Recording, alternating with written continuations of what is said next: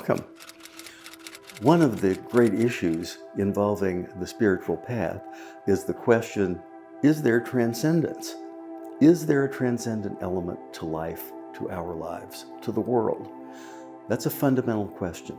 And I propose to you that there is, but I also suggest that if you think there isn't, and that the world is really just a collection of chemicals thrown together by random forces, then there really isn't much to do, and there really isn't much meaning other than things we can agree on and make meaningful.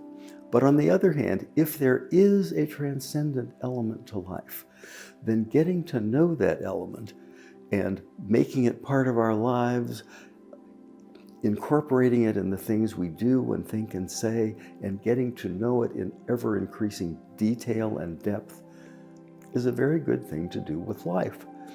And it's also a very practical thing to do with life, because it's like, let's say it's raining and you refuse to acknowledge that it's raining. All right, you can refuse to acknowledge that it's raining.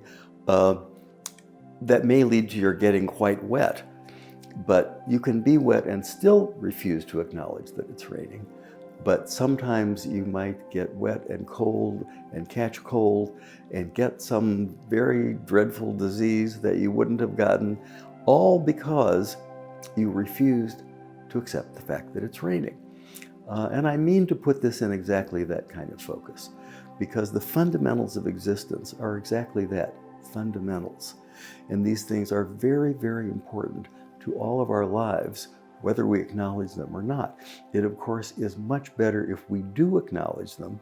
And I fall back here on one of the quotations I usually make at times like this from Nietzsche, which is, if you have a why, you can bear almost any how. That really says a lot.